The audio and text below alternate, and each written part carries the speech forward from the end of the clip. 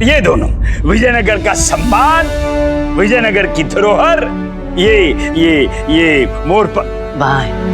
वो मोरपंख बचा कर लेकर आ गए। उत्तम, अति उत्तम। ना महाराज, ये जो प्रशंसा आप कर रहे हैं, इस प्रशंसा के अधिकारी हम नहीं हैं। इसके असली अधिकारी तो हमारे गुरुवर हैं।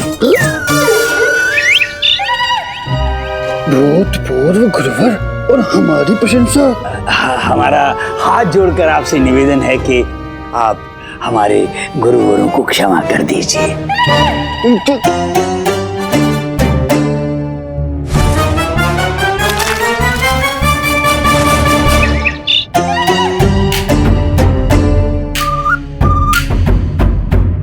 ठीक है, उन दोनों को दरबार में आने के लिए कहा जाए।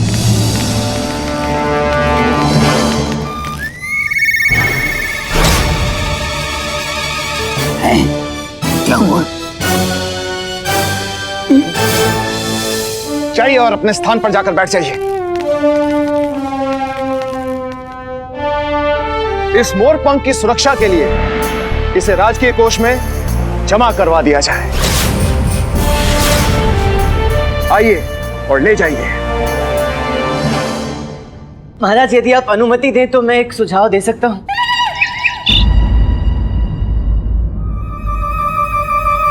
बोलो। अब महाराज, ये मुकुट शिरोमणि मोरपंख साक्षात ईश्वर का आशीर्वाद है। इसे राजकोष में रखने से हमारी ही हानि होगी, किंतु यदि ये बाहर रहेगा, प्रतिदिन इसकी पूजा होगी, तो उसका पुण्य स्वयं महाराज को ही मिलेगा।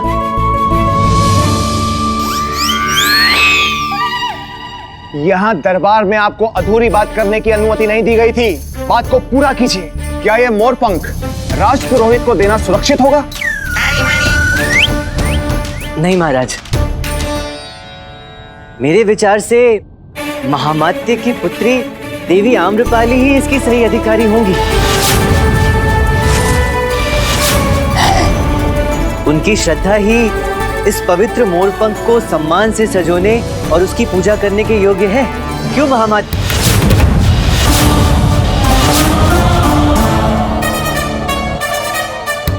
महामात्य को प्रसन्न करने का इससे उत्तम अवसर हो ही नहीं सकता।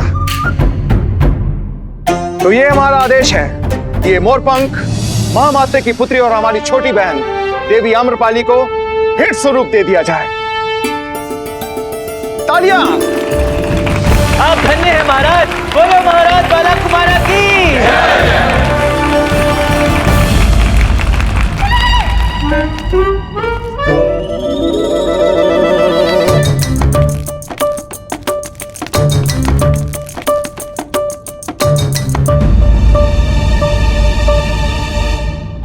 किसी पुत्र ने अपनी माँ के साथ इतना बुरा नहीं किया होगा जितना तूने अपनी माँ को विजयनगर लाकर किया है।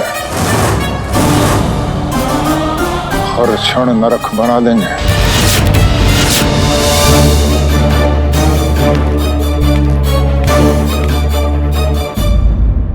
मोरपंख के लिए धन्यवाद महाराज, किंतु भास्कर ने आपके आदेश की अवहेलना की है। वो मोरपंख तो लाया, किंतु डाकुओं के गिरोह के सरदार को साथ नहीं लाया। उसे उसके किए की सजा मिलनी ही चाहिए। मोरपंख हाथ में आते ही ये दुष्ट भी अपने असली रूप में आ गया। महाराज, डाकुओं को पकड़ने का प्रयास किया गया था, किंतु वो भाग निकले, है ना? महाराज, आपके आदेश का पालन ना करने का दंड इसे अवश्य मिलना चाहिए।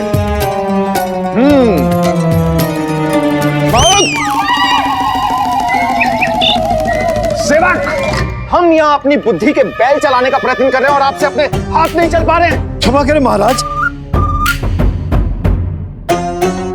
हम कहाँ थे? हाँ, आदेश की अवहेलना करने का दंड तुम्हें अवश्य मिलेगा भास्कर, अवश्य मिलेगा। महाराज, कहीं आप ये तो नहीं सोच रहे थे कि भास्कर को आजीवन कारावास का दंड दिया जाए?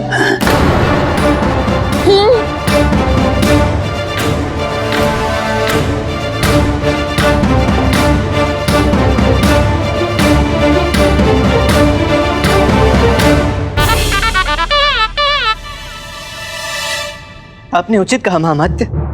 उचित कहा आपने। आजीवन कारावास में रहना मैं इसी योग्य हूं। अभी तो महाराज उससे भी भयावह दंड ये होगा कि आप मुझे स्वयं से जितनी दूर संभव हो सके उतनी दूर भेज दें। मैं तो कहता हूं आप मुझे राज्य से निष्कासित ही कर दें। ये क्या कर रहा है भास्कर?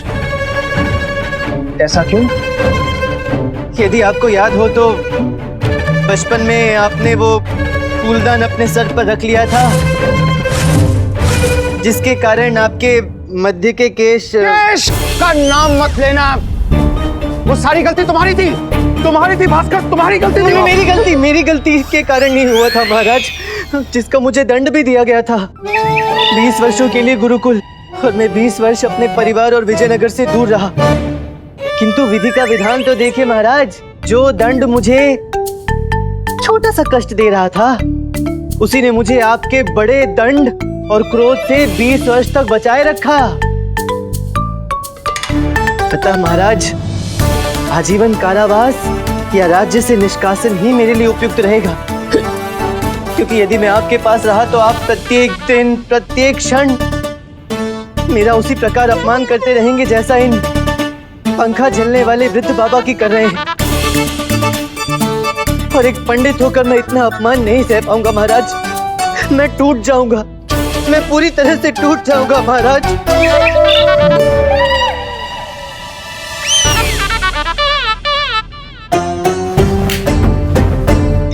भास्कर को दंड देने के लिए हमने 20 वर्ष प्रतीक्षा की है। उसे कारागार में भेजकर या राज्य से निष्कासित करके हमारे हृदय को कदापि संतुष्टि नहीं मिलेगी। और भास्कर, तुमने खुद ही सुझाव देकर अपने पांव पर कुल्हाड़ी मार ली है।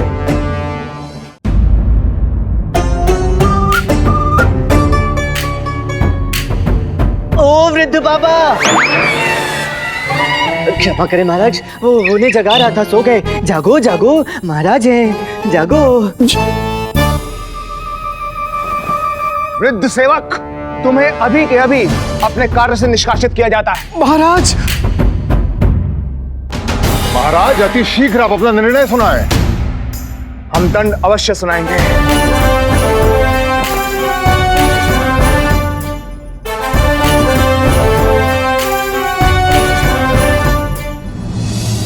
भास्कर, हम तुम्हें बहुत ही कठोर दंड देने वाले हैं। मृत्यु दंड। आज से, अभी से तुम हमारे व्यक्तिगत सेवक नियुक्त किए जाते हो।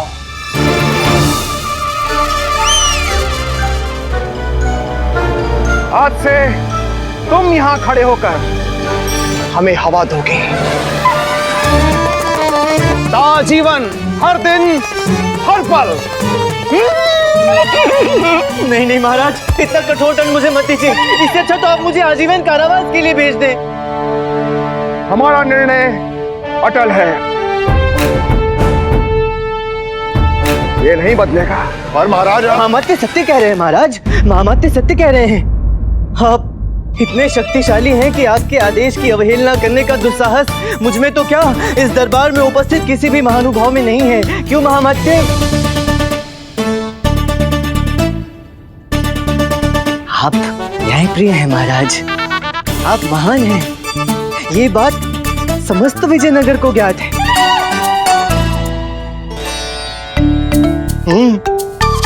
और मुझे भी ये ज्ञात है कि ये दंड मुझे इसलिए दिया जा रहा है क्योंकि मैं डाकुओं को पकड़ नहीं पाया।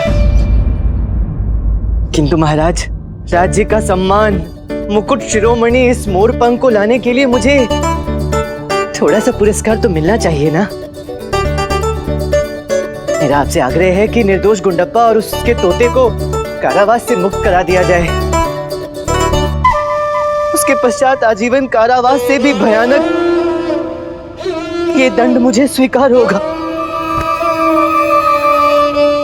ठीक है, गुंडप्पा और उस तोते को तत्काल कारावास से मुक्त किया जाए।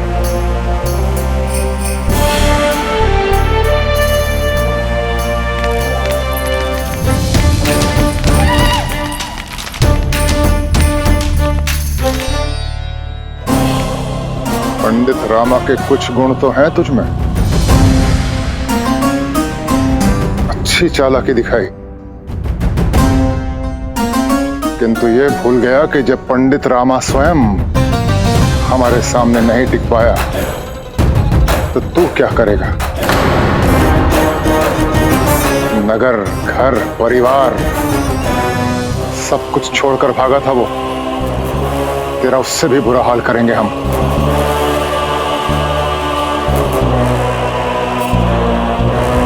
कैसी मां हो तुम? अपने पुत्र की चिंता है कि नहीं? स्वयं अपने हाथों से उसे मौत को समर्पित करने आ गई। समझे कि नहीं समझे?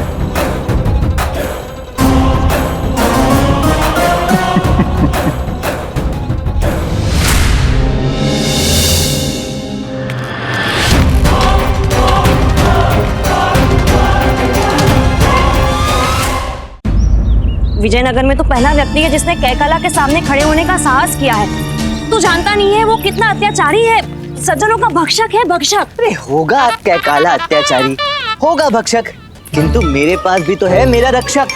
रक्षक? उसके कारण महामाते के नाक में दम हो गया है। कौन है वो? वो है त्रिरूपधारी एक नारी, जो पत्नी भी है, माँ भी है और आजकल तो एक डाकू भी है। उसने तुझे दंड देने की ठान ली है। हम इस संकट को अनदेखा नहीं कर सकते। शारदा, कैकाला अत्याचारों की अति क्यों ना कर दे, हम पर कितने भी संकट क्यों ना आ जाए, किंतु जब तक बापू नहीं आ जाते हमें हर परिस्थिति को सहना तो पड़ेगा ही ना। बिल्कुल अपने बापू पर गया है तू। बड़े बड़े दुर्जनों से उलझ जाया करते थे और ज्ञात नहीं कैसे सम्मुख उपस्थित सारी संकटों का सामना कर समस्या का हल भी निकाल दिया करते थे। आज तुझमें उनकी छवि दिखाई दे रही है मुझे। अच्छा चलो।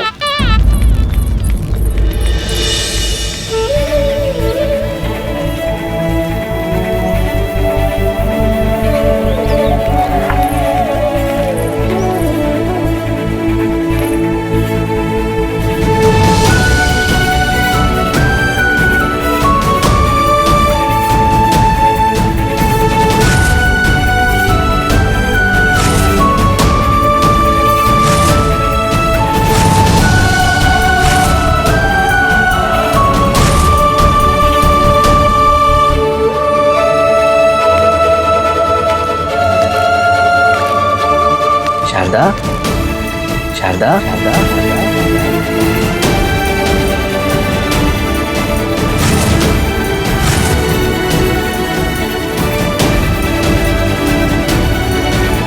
क्या हुआ? तुम किसी अपरिचित की बातें क्यों देख रही हो मुझे? तो मुझे इन चार दीवारी में ले तो आया, किंतु घर दीवारों से नहीं घर वालों से होता है। कहाँ है अम्मा की लाठी की पटक, कुंडपे की घंटियों की आवाज?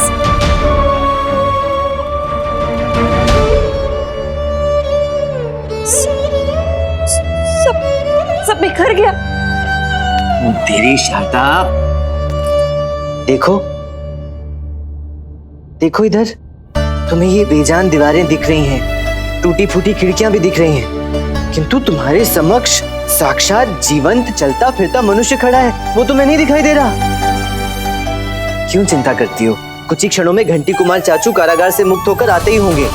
शीघ्र ही हमें बापू भी मिल जाएंगे, फिर हमारा घर पूर्ण हो जाएगा।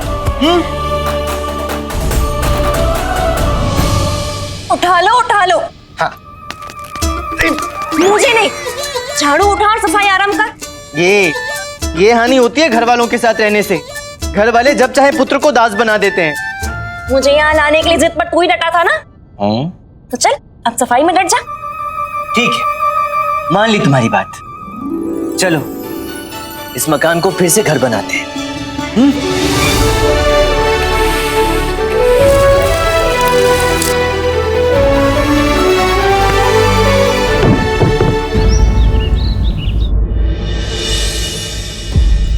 हमारा वचन पूर्ण हुआ। तुम्हारा मोरपंख मुकुट शिरोमणि मोरपंख। धन्यवाद पिताश्री, हम इसे अभी कान्हा जी को समर्पित करते हैं।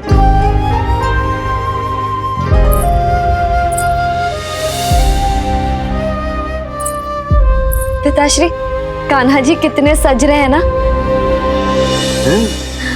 जब भक्तिन हमारी पुत्री जैसी हो तो भगवान तो सजेंगे ही।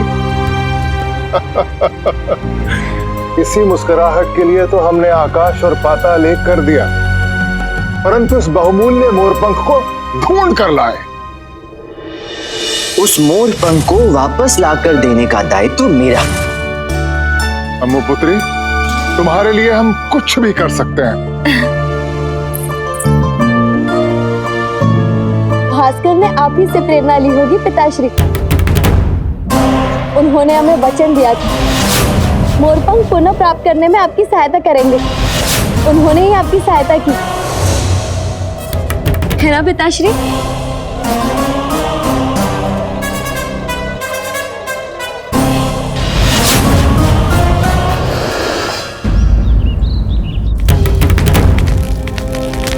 महामात्य, आपने बुलाया? पहरेदारी करते हुए रात दिन भास्कर की परछाई बन के घूमते रहे, किंतु ये नहीं जान पाए कि वो पंडित रामा का पुत्र है। नहीं महामात्य, भास्कर ही पंडित रामा का पुत्र है। अति उत्तम, पहली बार सुना। क्षमा करें महामात्य, सालों से वो घर खाली पड़ा था। मुझे लगा शायद इसलिए वो वहां रह रहा होगा। उसने भी ये बात कभी सामने नहीं आने दी कि वो पंडित रामा का पुत्र है। महामात्य जी, वो पंडित है, बचपन से ही बहुत चालाक है। वो तो बचपन से ही चालाक है, परंतु आप लोग क्या है? क्षमा कीजिए महामात्य जी, किंतु हमारे पास एक ऐसा सुनहरा उपाय है जिसकी सहायता से आप उस दुष्ट भास्कर को इस नगर से निकलवा सकेंगे।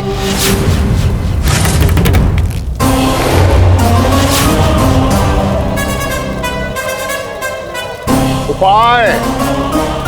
हाँ, बताते चल। महामात्य जी, भास्कर और उसकी माँ को नगर से निकालने के लिए उन दोनों को उनके ही घर से बेघर कर दीजिए। महामात्य जी, विचार मरीचारे कथा केवल शब्द हमारे थे। हम जानते हैं कि ये विचार तुम मूर्खों के नहीं हो सकते। वे तो ये अवश्य जानना चाहते हैं कि तुम्हें ये विचार, ये उपाय दिया किसने।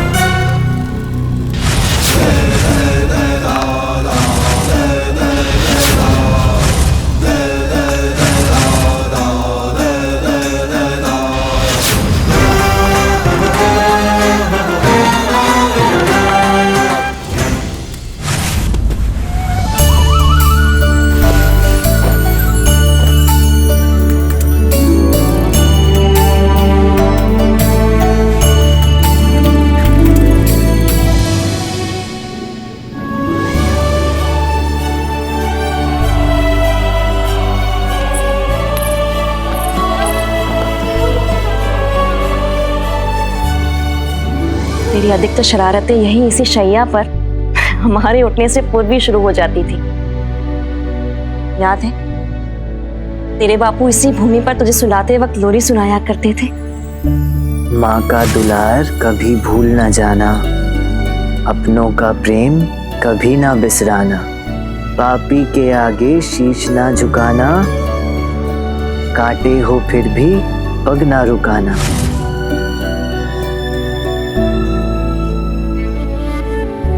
तेरे बापू की यही जमा पूंजी थी, अपना हंसता खेलता परिवार। एक पुत्र होने के नाते तेरा ये कर्तव्य है कि तू इस धरोहर को कभी बर्बाद ना होने दे। शारदा, ये घर टूटा है, बिखरा है, किंतु मैं इसे कभी मिटने नहीं दूंगा।